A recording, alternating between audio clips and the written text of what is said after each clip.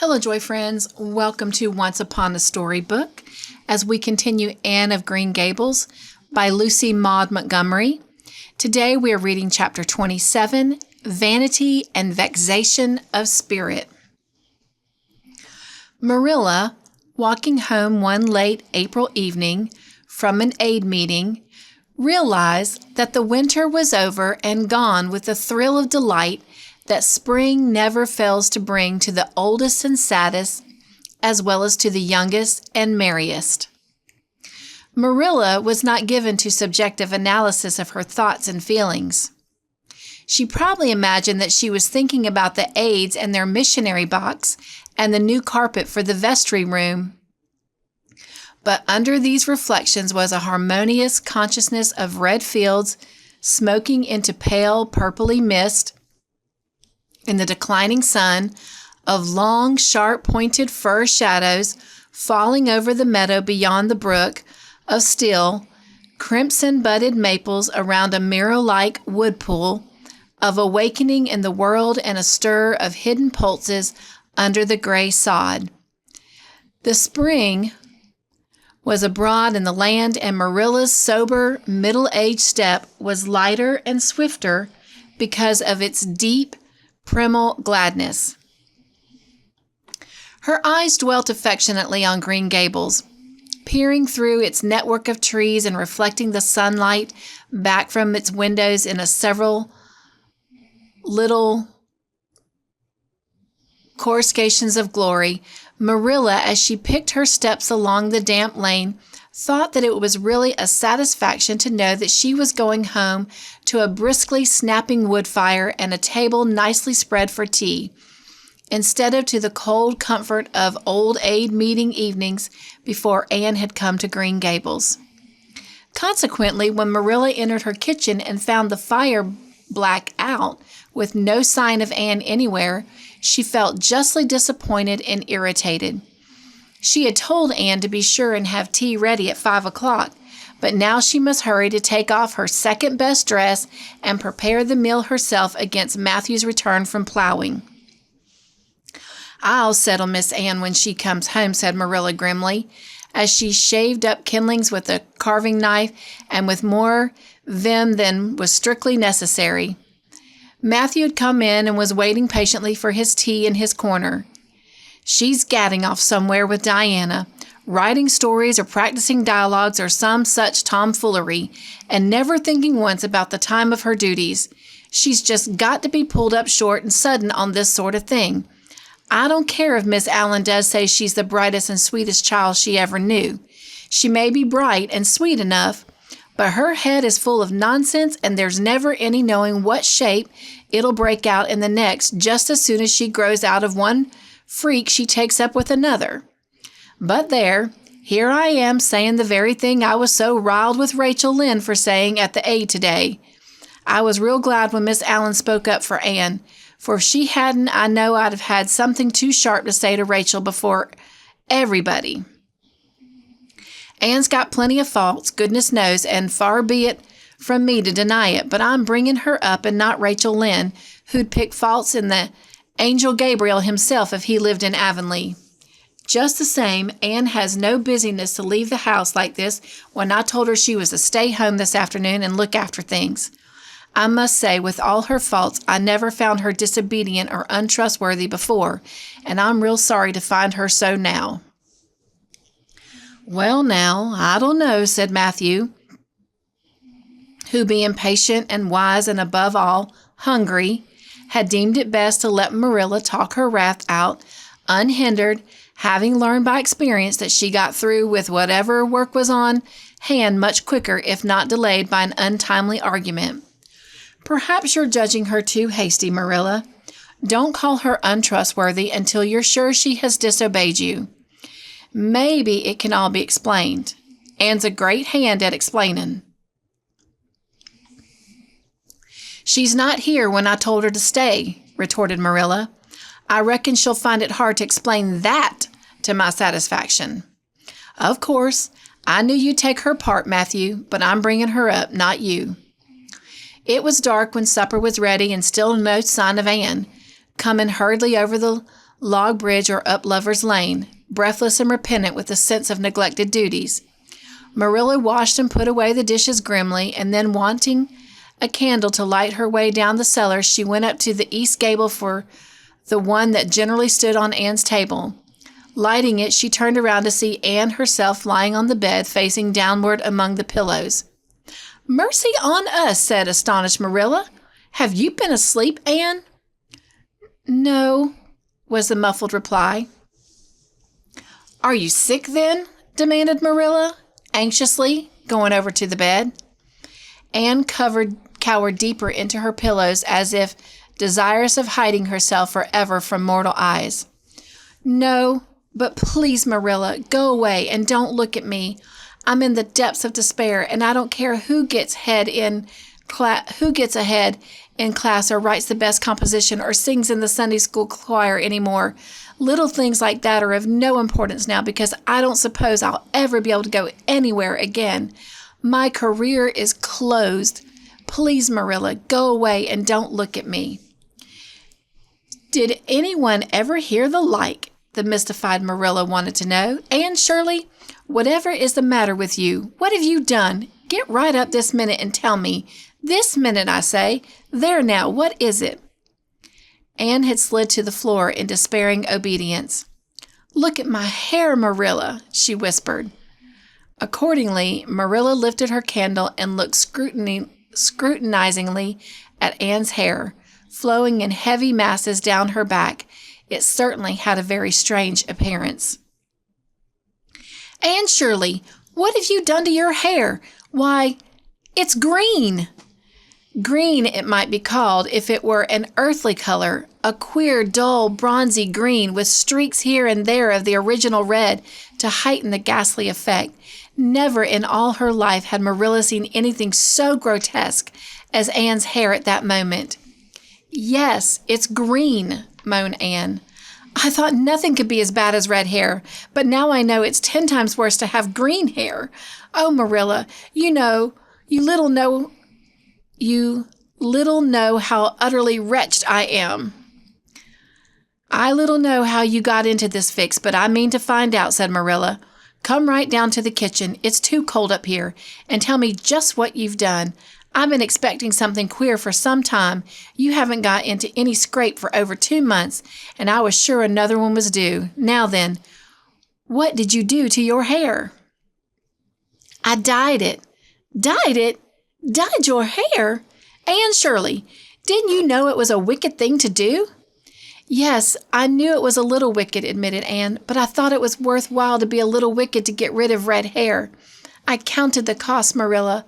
Besides, I meant to be extra good in other ways to make up for it."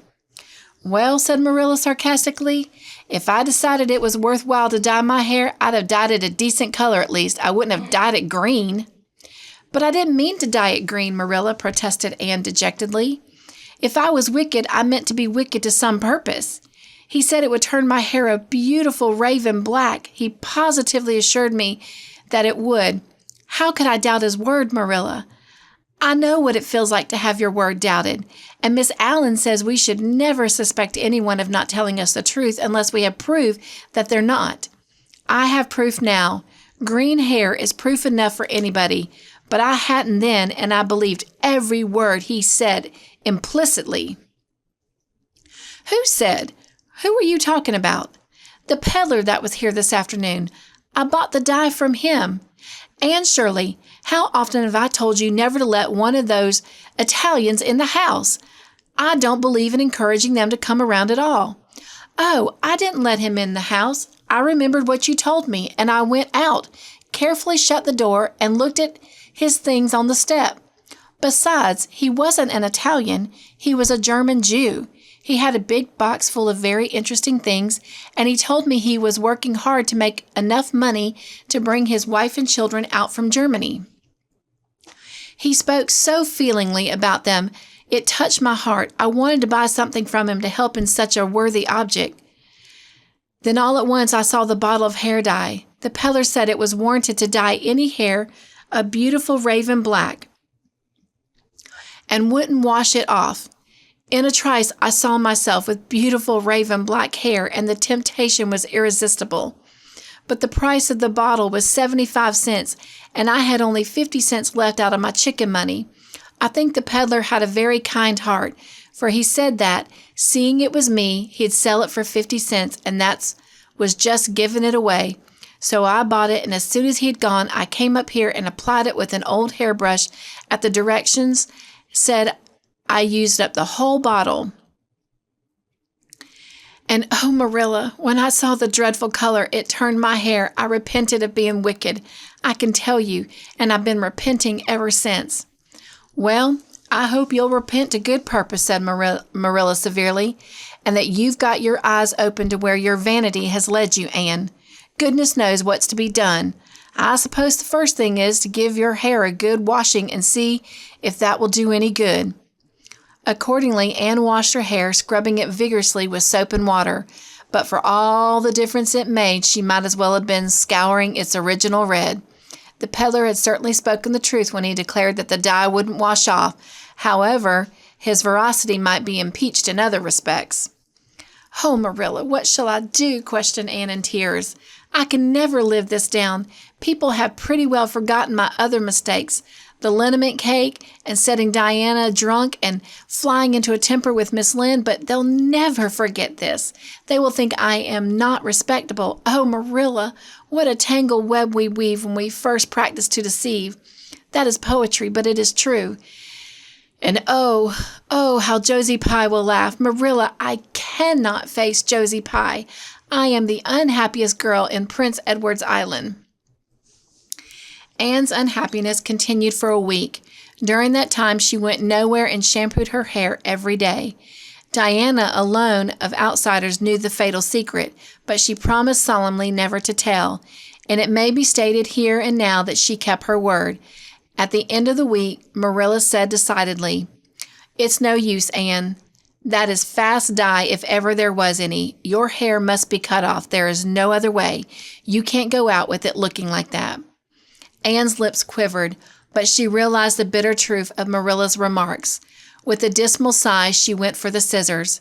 "Please cut it off at once, Marilla, and have it over. Oh, I feel my heart is broken. This is such an unromantic affliction. The girls in books lose their hair in fevers or sell it to get money for some good deed, and I'm sure I wouldn't mind losing my hair in some such fashion half so much, but there is nothing comforting in having your hair cut off because you've dyed it a dreadful color, is there? I am going to weep all the time you're cutting it off, if it won't interfere. It seems such a tragic thing." Anne wept then, but later on, when she went upstairs and looked in the glass, she was calm with despair. Marilla had done her work thoroughly, and it had been necessary to shingle the hair as closely as possible. The result was not becoming. To state the case as mildly as may be, Anne promptly turned her glass to the wall. "I'll never, never, never look at myself again until my hair grows," she exclaimed passionately. Then she suddenly righted the glass. "Yes, I will too. I'll do penance for being wicked that way. I'll look at myself every time I come in my room and see how ugly I am, and I won't try to imagine it away either. I've never thought I was vain about my hair of all things, but now I know I was, in spite of it being red because it was so long and thick and curly. I expect something will happen to my nose next." Anne's clipped head made a sensation in school on the following Monday, but to her relief, nobody guessed the real reason for it, not even Josie Pye, who, however, did not fail to inform Anne that she looked like a perfect scarecrow. "I didn't say anything when Josie said that to me," Anne confided that evening to Marilla, who was lying on the sofa after one of her headaches, "because I thought it was part of my punishment, and I ought to bear it patiently. It's hard to be told you look like a scarecrow, and I wanted to say something back, but I didn't. I just swept her one scornful look, and then I forgave her." "It makes you feel very virtuous when you forgive people, doesn't it? I mean to devote all my energy to being good after this, and I shall never try to be beautiful again. Of course, it's better to be good. I know it is, but it's sometimes so hard to believe a thing even when you know it. I do really want to be good, Marilla, like you and Miss Allen and Miss Stacy, and grow up to be a credit to you." Diana says when my hair begins to grow to tie a black velvet ribbon around my head with a bow at one end, she says she thinks it will be very becoming. I will call it a snood. That sounds so romantic, but I am talking too much, Marilla. Does it hurt your head? My head is better now. It was terrible bad this afternoon, though. These headaches of mine are getting worse and worse. I'll have to see a doctor about them. As for your chatter, I don't know that I minded it.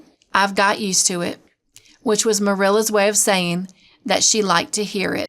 We are going to go ahead and read chapter 28, An Unfortunate Lily Maid. Of course you must be Elaine, Anne, said Diana. I could never have the courage to float down there. No, nor I, said Ruby Gillis with a shiver. I don't mind floating down when there's 2 or 3 of us in the flat and we can sit up. It's fun then. But to lie down and pretend I was dead? I just couldn't. I'd die really of fright. Of course, it would be romantic, conceded Jane Andrews, but I know I couldn't keep still. I'd be popping up every minute or so to see where I was and if I wasn't drifting too far out. And you know, Anne, that would spoil the effect. But it's so ridiculous to have a red-headed Elaine, mourned Anne. I'm not afraid to float down, and I'd love to be Elaine. But it's ridiculous just the same. Ruby ought to be Elaine because she is so fair and has such lovely golden hair. Elaine had all her bright hair streaming down, you know, and Elaine was the lily maid. Now a red-headed person cannot be a lily maid. Your complexion is just as fair as Ruby, said Diana earnestly, and your hair is ever so much darker than it used to be before you cut it. Oh, do you really think so? Exclaimed Anne, flushing sensitively with delight. I sometimes thought it was myself, but I never dared to ask anyone for fear she would tell me it wasn't. Do you think it could be called auburn now, Diana? Yes, and I think it's real pretty, said Diana, looking admiringly at the short, silky curls that clustered over Anne's head and were held in place by a very jaunty black velvet ribbon and bow. They were standing at the bank of the pond below Orchard Slope, where a little headland fringed with birches ran out from the bank. At its tip was a small wooden platform built onto the water for the convenience of fishermen and duck hunters. Ruby and Jane were spending the midsummer afternoon with Diana, and Anne had come over to play with them. Anne and Diana had spent most of their playtime that summer on and about the pond. Idlewild was a thing of the past, Mr. Bell having ruthlessly cut down the little circle of trees in his back pasture in the spring. Anne had sat among the stumps and wept, not without an eye to the romance of it, but she was speedily consoled, for after all, as she and Diana said, big girls of 13 going on 14 were too old for such childish amusements as playhouses, and there were more fascinating sports to be found about the pond. It was splendid to fish for trout over the bridge, and the 2 girls learned to row themselves about in the little flat-bottomed dory Mr. Barry kept for duck shooting. It was Anne's idea that they dramatize Elaine. They had studied Tennyson's poem in school the preceding winter, the superintendent of education having prescribed it in the English course for the Prince Edward Island schools.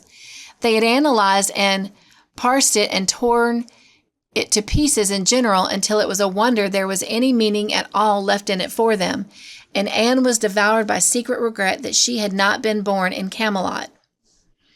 Those days, she said, were so much more romantic than the present. Anne's plan was hailed with enthusiasm. The girls had discovered that if the flat were pushed off from the landing place, it would drift down with the current under the bridge and finally stand itself on another headland lower down, which ran out at the curve in the pond.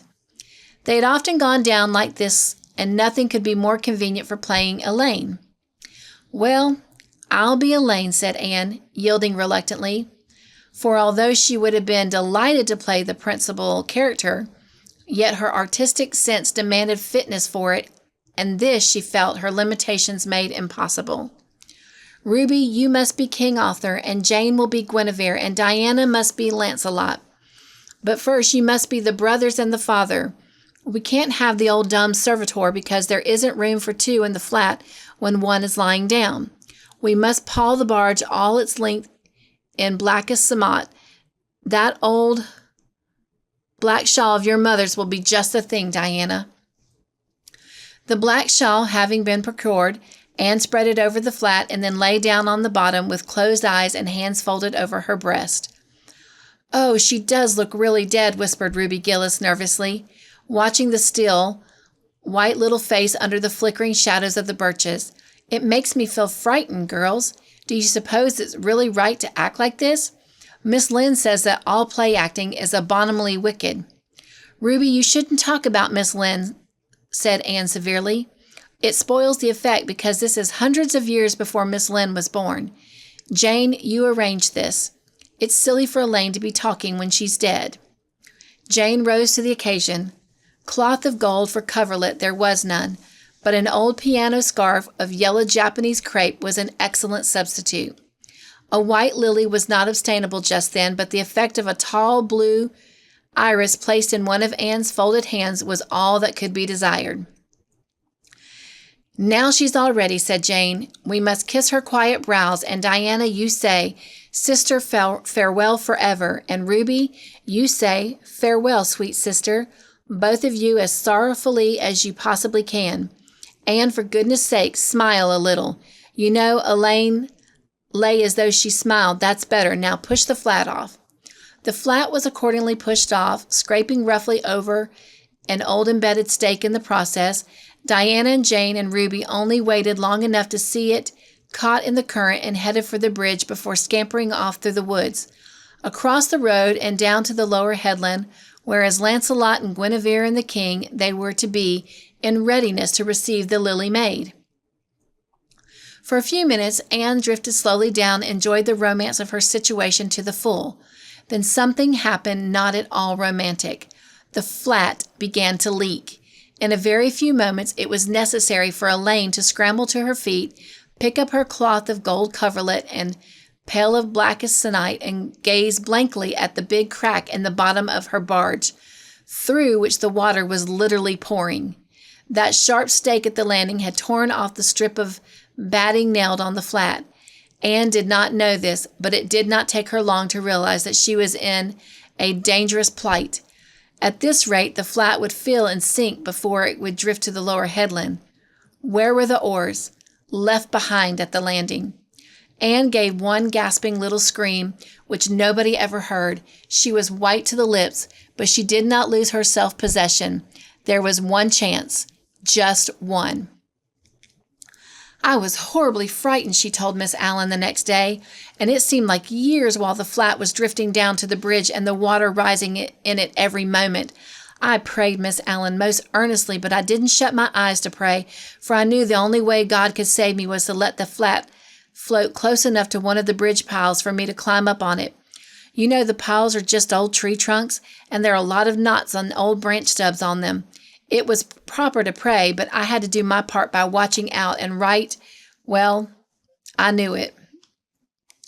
I just said, 'Dear God, please take the flat close to a pile and I'll do the rest,' over and over again. Under such circumstances, you don't think much about making a flowery prayer. But mine was answered, for the flat bumped right into a pile, and for a minute I flung the scarf and the shawl over my shoulder and scrambled up onto the big provincial stub. And there I was, Miss Allen, clinging to that slippery old pile with no way of getting up or down. It was a very unromantic position, but I didn't think about that at the time. You don't think about romance when you have just escaped from a watery grave. I said a grateful prayer at once, and then I gave all my attention to holding on tight, for I knew I should probably have to depend on human aid to get back to dry land.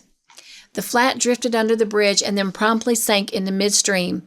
Ruby, Jane, and Diana, already awaiting it on the lower headland, saw it disappear before their very eyes and had not a doubt but that Anne had gone down with it. For a moment they stood still, white as sheets, frozen with horror at the tragedy.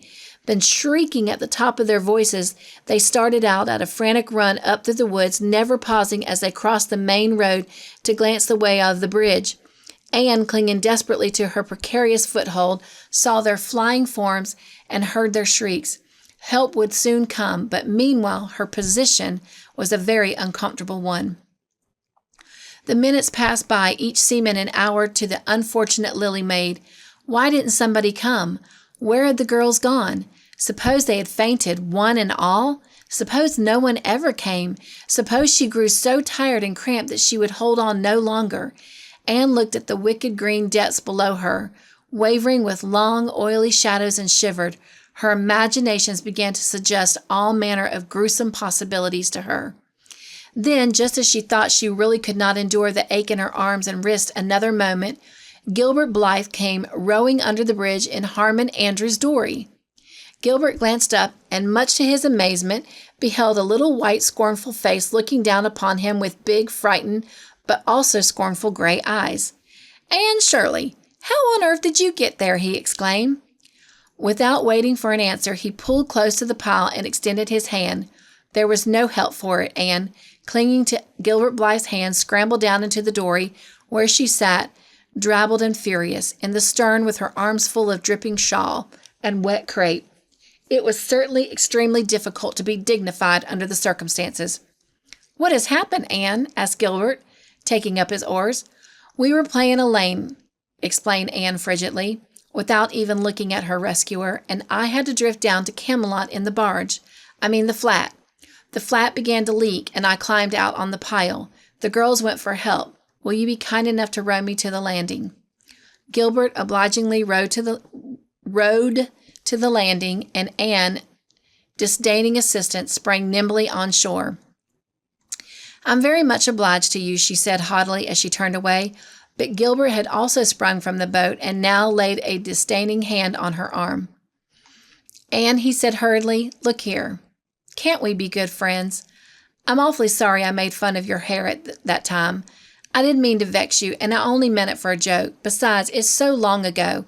I think your hair is awfully pretty now. Honest, I do. Let's be friends." For a moment, Anne hesitated. She had an odd, newly awakened consciousness, under all her outraged dignity, that the half-shy, half-eager expression in Gilbert's hazel eyes was something that was very good to see. Her heart gave a quick, queer little beat, but the bitterness of her old grievances promptly stiffened up her wavering determination. That scene of 2 years before flashed back into her recollection as vividly as it had taken place yesterday. Gilbert had called her carrots and had brought about her disgrace before the whole school. Her resentment, which to other and older people might be as laughable as its cause, was in no whit allayed and softened by time seemingly. She hated Gilbert Blythe. She could never forgive him. "No," she said coldly, "I shall never be friends with you, Gilbert Blythe, and I don't want to be." "All right," Gilbert sprang into his skiff with an angry color in his cheeks. "I'll never ask you to be friends again, Anne Shirley, and I don't care either."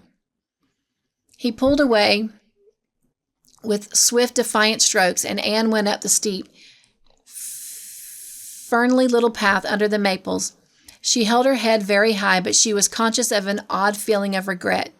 She almost wished she had answered Gilbert differently. Of course, he had insulted her terribly, but still, altogether, Anne rather thought it would be a relief to sit down and have a good cry. She was really quite unstrung, for the reaction from her fright and cramped clinging was making itself felt. Halfway up the path, she met Jane and Diana rushing back to the pond in a state narrowly removed from positive frenzy.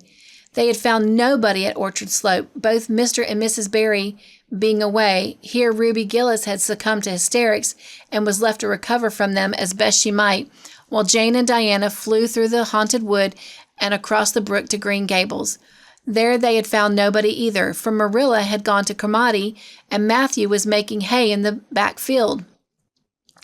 "Oh, Anne," gasped Diana, fairly falling onto the farmer's neck and weeping with relief and delight. "Oh, Anne, we thought you were drowned, and we felt like murderers because we had made you be Elaine, and Ruby is in hysterics. Oh, Anne, how did you escape?" "I climbed up on one of the piles," explained Anne wearily, "and Gilbert Blythe came along in Mr. Andrew's dory and brought me to land." "Oh, Anne, how splendid of him! Why, it's so romantic," said Jane, finding breath enough for utterance at last. "Of course you'll speak to him after this." "Of course I won't," flashed Anne with a momentary return of her old spirit. And I don't want ever to hear the word romantic again, Jane Andrews. I'm awfully sorry that you were frightened, girls. It's all my fault. I feel sure I was born under an unlucky star. Everything I do gets me or my dearest friends into a scrape. We've gone and lost your father's flat, Diana, and I have a presentiment that we'll not be allowed to row on the pond any more. Anne's presentiment proved more trustworthy than presentiments are apt to do. Great was the consternation in the Barry and Cuthbert households when the events of the afternoon became known. "Will you ever have any sense, Anne?" groaned Marilla. "Oh, yes, I think I will, Marilla," returned Anne optimistically. A good cry, indulged in the grateful solitude of the east gable, had soothed her nerves and restored her to her wonted cheerfulness. "I think my prospects of becoming sensible are brighter now than ever." "I don't see how," said Marilla. "Well," explained Anne, "I've learned a new and valuable lesson today. Ever since I came to Green Gables, I've been making mistakes, and every mistake has helped to cure me of some great shortcoming. The affair of the amethyst brooch cured me of meddling with things that didn't belong to me. The haunted wood mistake cured me of letting my imagination run away with me. The liniment cake mistake cured me of carelessness in cooking. Dyeing my hair cured me of vanity. I never think about my hair and nose now, at least very seldom. And today's mistake is going to cure me of being too romantic. I have come to the conclusion that it is no use trying to be romantic in Avonlea. It was probably easy enough in towered Camelot hundreds of years ago, but romance is not appreciated now. I feel quite sure that you will soon see a great improvement in me in this respect, Marilla." "I'm sure I hope so," said Marilla skeptically. But Matthew, who had been sitting nearby in his corner, laid a hand on Anne's shoulder when Marilla had gone out. "Don't give up on all your romance, Anne," he whispered shyly. "A little of it is a good thing. Not too much, of course, but keep a little of it, Anne. Keep a little of it." Well, thank you for joining me today for this Once Upon a Storybook adventure with Anne of Green Gables. And until next time, be joyful, stay crafty in your own way, make your own joyful creations, and above everything else, remember, you are important and you are loved. Go be your own exclamation. Mwah. Nugs and JOY. Bye, everyone.